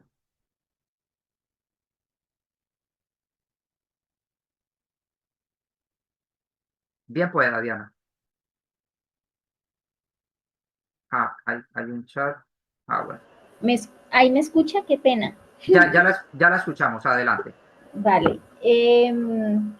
Doctor Samir, respecto de lo que estaba hablando usted frente a pasar un código al otro y que estamos hablando que entra en vigencia dentro de un año y se va a dar aplicación solamente a los procesos que inicien a partir del momento en que se dé aplicación y a los procesos que tenemos atrás, pues le damos la aplicación de este código. ¿Cuánto cree usted, o el código lo dice, que dure, o sea, que quede sin vigencia completamente el código actual? Es incierto, Diana. Ciertamente sí va a pasar que el código va a seguir teniendo vigencia, el del 48, a pesar de que entre en vigencia el otro. Porque la única forma de que no ocurriera sería que todos los procesos actuales, todos absolutamente, el 1 de abril se terminen. Eso no va a ocurrir, eso es absurdo. Es más fácil ganarse uno el baloto a que eso suceda. Entonces, la gran pregunta es, Diana, ¿cuándo va a terminar el último de los procesos que se inicie, por ejemplo, el 1 de abril? Ese proceso, el último, ¿cuándo va a terminar? Eso es incierto. Puede que se termine en 6 meses, puede que se termine en segunda instancia, puede que se termine en casación, puede que haya que continuar la ejecución, o incluso lo más grave que puede ocurrir es que se tramite la revisión. Y entonces podríamos hablar, Diana, es algo incierto, de 1 año, de 3 años, de 5, 7, 10, 12 años, no sabemos, realmente no sabemos. Como les decía, el decreto 01 de 1984, el Código Contencioso Administrativo, el que estuvo vigente antes del CEPACA, todavía está vigente 15 años después prácticamente, al menos 14 años después del CEPACA. Sigue todavía vigente. Y al menos en el proceso que les comenté, puede tardarse otros 10 años vigente. Es lo que cuestionamos. Pero una fecha, obviamente el código no la dice y no podríamos saber, eso va a depender de cuánto demore el último de los procesos. Algo totalmente incierto. Pero va a pasar. Gracias, doctor. Con mucho gusto. ¿Alguien tiene? Acá nos preguntan en el chat, Luis Carlos. Vamos a leerlo. Buenas noches. Una pregunta. ¿Qué beneficio traerá el nuevo Código Procesal del Trabajo para los trabajadores? Bueno, definitivamente mejora la administración de justicia. Trae el monitoreo, le va a permitir al trabajador reclamar más fácilmente sus derechos. Tiene instituciones como la carga dinámica de la prueba, las medidas cautelares innominadas, avanza la casación, el reparto territorial nacional. En fin, claro que sí, va a mejorar muchísimo. La administración de justicia laboral y de seguridad social va a ser mejor de lo que tenemos hoy en día, a pesar de los cuestionamientos que hemos hecho. Claro que sí, eso no hay duda. Va a mejorar, pero no solo a los trabajadores, también a los empleadores. Claro que sí, eso lo van a ir estudiando a medida que avancen en otros módulos. ¿Preguntas, comentarios adicionales? Con Perdón, gusto, Luis una Carlos. pregunta. Adelante, Francisco. Sí, volviendo al tema de la aplicación del nuevo código. Termina el proceso ordinario laboral con el código actual y el ejecutivo se sigue con el código actual o la parte del ejecutivo ya sigue con el nuevo código. Es muy buena pregunta, Francisco. Tendría que seguir con el con el código actual, con el código del 48, hasta que ese proceso se termine. porque la ejecución continúa en el mismo expediente ante el mismo juez. Si bien es un trámite distinto y no podemos confundir el procedimiento ordinario con la ejecución, hacen parte de del mismo asunto. Entonces tendría que continuarse con el código actual, con el código del 48. Ahora, hay que sumarle eso, en lo que dure la ejecución, por ejemplo. 1 año, 2 años, 3 años, no sabemos, o un mes. Es incierto totalmente. Pero ese código va a regirnos otros años más, no sabemos cuántos.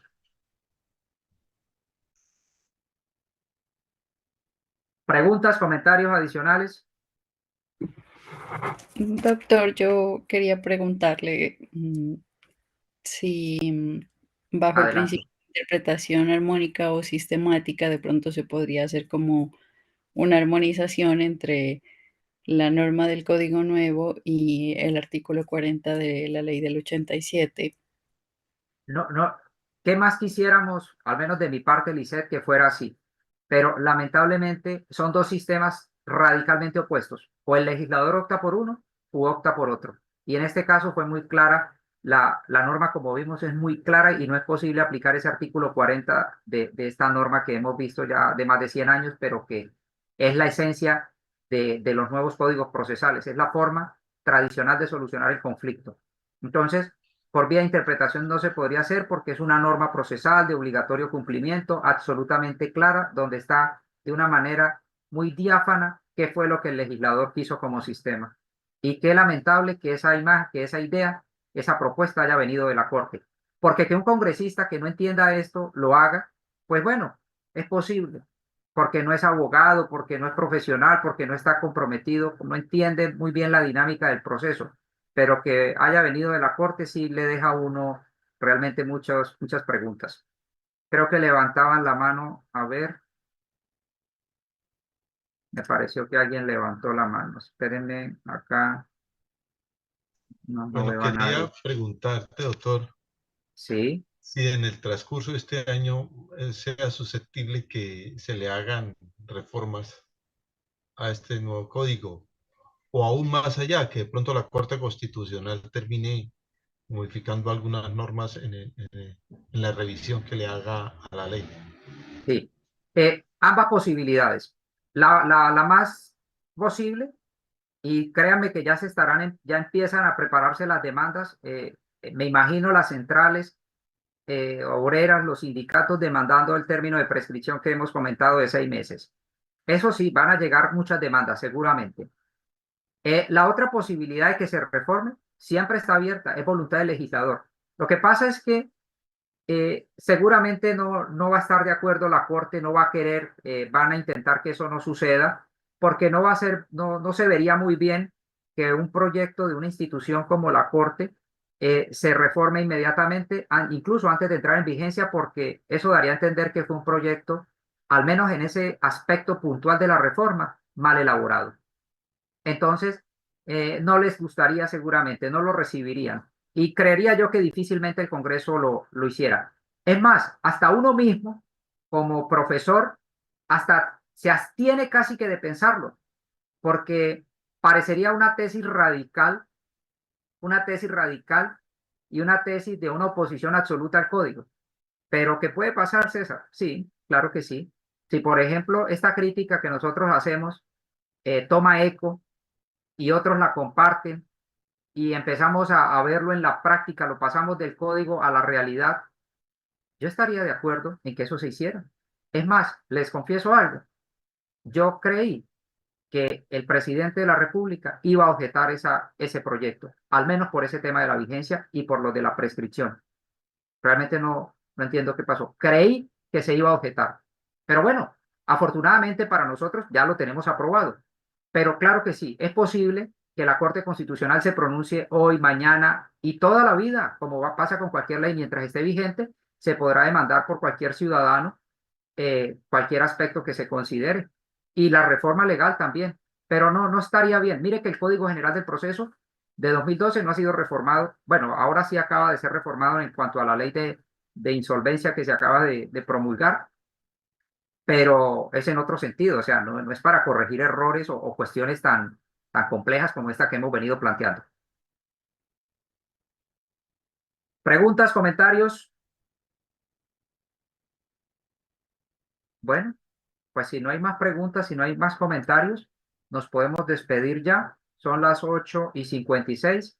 Hemos cumplido con el plazo razonable y entonces vamos a despedirnos. Nuevamente les deseo lo mejor, que les vaya súper bien en este diplomado, que lo disfruten, que aprendan todo y recuerden, hay que seguir estudiando. Esto es de todos los días y nos va a tomar el resto de la vida seguramente. Muchísimas gracias por su atención, por su participación. Nuevamente gracias al instituto por la invitación, por este espacio que nos permite para compartir con todos ustedes. Muchas gracias nuevamente. Feliz noche para todos. Feliz noche, gracias, profe. Gracias, Hasta luego, que igual, estén hasta bien. luego. Muchas gracias, hasta luego. Hasta luego, muchas gracias. Gracias, hasta luego. Feliz noche. Gracias. Gracias, Gracias. doctor Samir. Con